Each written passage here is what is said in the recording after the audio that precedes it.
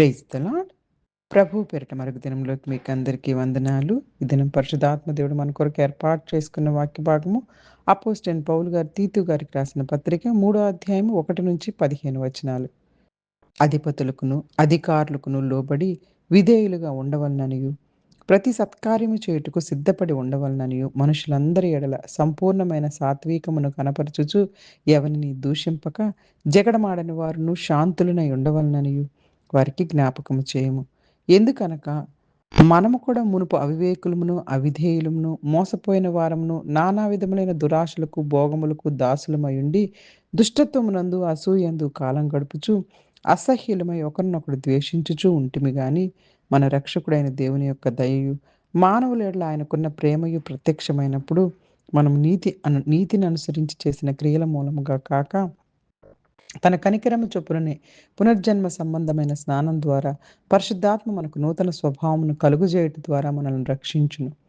మనం ఆయన కృప వలన నీతిమంతులమని తీర్చబడి, నిత్య జీవమును గురించిన నిరీక్షణను బట్టి దానికి వారసులగుటకై ఆ పరిశుద్ధాత్మను మన రక్షకుడైన యేసుక్రీస్తు ద్వారా ఆయన మన మీద సమృద్ధిగా కుమ్మరించెను. ఈ మాట నమ్మదగినది గనుక దేవుని యందు విశ్వాసం ఉంచిన వారు సత్క్రియలను శ్రద్ధగా చేయటందు మనసుంచునట్లు నీవు ఈ సంగతులను గురించి దృఢముగా చెప్పుచుండవలనని కోరుచున్నాను.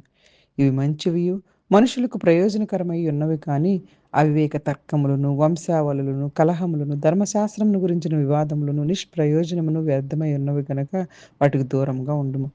మతభేదములు కలిగించు మనుషునికి 1-2 మార్లు బుద్ధి చెప్పిన తర్వాత వానిని విసర్జించుము. అట్టివాడు మార్గము తప్పి తనకు తానే శిక్ష విధించుకొనిన వాడై పాపము చేయుచున్నాడని నువ్వెరుగుదువు. నికోపోలిలో శీతాకాలం గడపవలనని నేను నిర్ణయించుకున్నాను గనుక, నేను అర్తెమనైనను తుకీకునైనను నీ యొద్దకు పంపినప్పుడు అక్కడికి నా యొద్దకు వచ్చుటకు ప్రయత్నం చేయము. ధర్మశాస్త్రం ఏదైనను జేనాను, అపోలోలను శీఘ్రముగా సాగనంపుము. వారికేమియూ తక్కువ లేకుండా చూడుము. మనవారును నిష్ఫలులు కాకుండా నిమిత్తం అవసరమును బట్టి సమయోచితంగా సత్క్రియలను శ్రద్ధగా చేయుట నేర్చుకొనవలెను. నా యొద్ద ఉన్న వారందరూ నీకు వందనములు చెప్పుచున్నారు. విశ్వాసమును బట్టి మమ్మను ప్రేమించిన వారికి మా వందనములు చెప్పుము. కృప మీ అందరికీ తోడైయుండునుగాక. హల్లెలూయా, హల్లెలూయా. పరిశుద్ధాత్మ దేవుడు ఈరోజు ఈ వాక్య భాగాల ద్వారా మనతో మాట్లాడడానికి ఇష్టపడుతూ ఉన్నారు. తీతు గారికి రాసిన ఈ పత్రిక అంతా కూడాను పౌలు గారు సంఘముల యొక్క పెద్దల బాధ్యతలు, అలాగే మనుషులుగా మనందరము కూడాను మంచి క్రియలు చేయాలని, ఇంకా దేవుని యొక్క కృప కొరకు ఎదురు చూస్తూ, దేవుని కుమ్మరించిన కృపను నిర్లక్ష్యం చేసుకోకుండా ఆయన రెండో రాకడ కొరకు ఎదురు చూస్తూ బ్రతకాలని తెలియపరుస్తూ, 3వ అధ్యాయం చివరి అధ్యాయంలోకి వచ్చేసేసరికి క్రైస్తవులు సమాజంలో చక్కగా జీవించాలని, రక్షణ అనేది మంచి పనుల వల్ల కాకుండా దేవుని కృప వల్ల లభిస్తుంది. సంఘంలో ఐక్యత కాపాడుకోవాలని బోధించారు. పౌలు గారు విశ్వాసులకు, అధికారులకు మరియు పాలకులకు విధేయులుగా ఉండమంటున్నారు. మంచి పనులకు సిద్ధంగా ఉండండి. ఎవ్వరిని దూషించొద్దు. కలహాలకు దూరంగా ఉండండి. అందరితో సౌమ్యంగా, వినయంగా ప్రవర్తించాలని చెప్తున్నారు. క్రైస్తవుల ప్రవర్తన యేసుక్రీస్తు వారి ప్రేమను ప్రతిబింబించాల. దేవుని కృప ద్వారా రక్షణ. పౌలు మన జీవితాన్ని గుర్తు చేస్తున్నారు.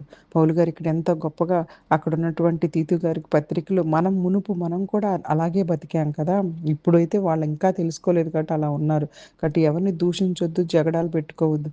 శాంతులై ఉండాలి. ఎందుకంటే మనము ఒకప్పుడు అట్లానే అవివేకులము, అవిధేయులము, మోసపోయిన వారంగా ఉండి నానా విధములైన దురాశలకు పడిపోయి అసూయలతో, దుష్టత్వములతో దాసులమై కాలం గడిపించి అసహ్యులుగా బతికాం. కానీ ఇప్పుడైతే ఆయన కృప ద్వారా మనం చక్కగా మన జీవితాన్ని సరిజేసుకున్నాం కాబట్టి, ఇదిగో అజ్ఞానంలో, పాపంలో జీవించిన కాలాన్ని తీసివేసుకొని దేవుని ప్రేమ, కనికరంపై మనపై ప్రత్యక్షంగా ఉందని, మనల్ని రక్షించిందని గుర్తు చేసుకోమంటున్నారు. మనం చేసిన నీతి కార్యాల వల్ల కాదు, ఆయన కనికరం చొప్పునే మనకు రక్షణ. మంచి పనుల వల్ల కాదు, మనం దేవుని కృప మరియు కనికరం వల్ల, పరిశుద్ధాత్మ ద్వారా మనకు నూతన జీవితం లభిస్తుంది. యేసుక్రీస్తు ప్రభువారి ద్వారా నిత్య జీవానికి వారసులం. రక్షణ దేవుని ఉచిత బహుమానం. మంచి పనులు రక్షణకు కారణం కాదు కానీ, రక్షణ పొందిన వారు మంచి పనులే చేస్తారు, చేయాలి.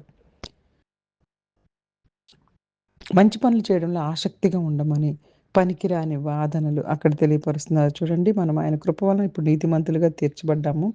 అయితే ఇదిగో మనం అందరము కూడాను సత్క్రియలు శ్రద్ధగా చేయటందు మనసుంచాలి. ఇవి దృఢంగా మంచి విషయాల్లో ఉండాలని చెప్తున్నారు. పనికిరాని వాదనలు, కలహాలు, వంశాల గురించి వివాదాలు, ఇయన్నీ కూడాను ఉపయోగం లేని విషయాలు. సంఘంలో విభేదాలు కలిగించే వ్యక్తికి హెచ్చరిక ఇచ్చిన తర్వాత కూడా మారకపోతే ఇక అతనితో సహవాసం చేయాల్సిన పని లేదని కూడా సూచిస్తున్నారు. సంఘంలో విభేదాలు కలిగించే వ్యక్తులతో జాగ్రత్తగా ఉండమంటున్నారు. సంఘంలో ఐక్యత, ప్రేమ మరియు సత్యాన్ని కాపాడాలి. పౌలు గారు తీతు గారికి కొన్ని వ్యక్తిగత సూచనలు ఇచ్చి అవసరంలో ఉన్న దేవుని సేవకులకు సహాయం చేయమని ప్రోత్సహిస్తున్నారు. విశ్వాసులు ఫలవంతమైన జీవితాన్ని గడపాలని కూడా గుర్తు చేస్తున్నారు. అందరికీ కృప కలుగును గాక అని ఆశీర్వదించారు.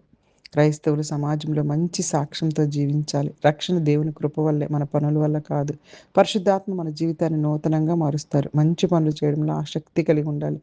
పనికిరాని వాదనలు, విభేదాలకు దూరంగా ఉండాలి. సంఘంలో ప్రేమ, ఐక్యత మరియు సత్యాన్ని కాపాడుకోవాలి. మనం చేసిన నీతి కార్యాల వలన కాదు గానీ, ఆయన కనికరం చొప్పునే పునర్జన్మ స్నానం చేత పరిశుద్ధాత్మ నూతన పరచుట చేత మనల్ని రక్షించారు. మన రక్షణ మన అర్హతల వల్ల కాదు. అది పూర్తిగా దేవుని ప్రేమ, కృప మరియు కనికరం వల్ల లభించిన వరం. కాబట్టి ప్రియ పరలోకపు తండ్రి, నీ అపారమైన కృపకు స్తోత్రాలు. మమ్మల్ని నీ కనికరంతో రక్షించినందుకు మీకు కృతజ్ఞతలు. మా జీవితాల్లో మంచి పనులతో నిండి, ప్రేమతో, వినయంతో, సమాధానంతో నడిపించమని, మా ద్వారా నీ నామానికి మహిమ తెచ్చుకునే బిడ్డలుగా మేము ప్రవర్తించుటకు అనుదినము పరిశుద్ధాత్మ సహాయాన్ని మాకు దయచేయమని యేసుక్రీస్తు వారి నామంలో ప్రార్థిస్తున్నాం తండ్రి. ఈ చిన్ని ప్రార్థనను పరిశుద్ధాత్మ దేవుడు ఆశీర్వదించి దీవించును గాక. Amen. God bless you all. God bless you all.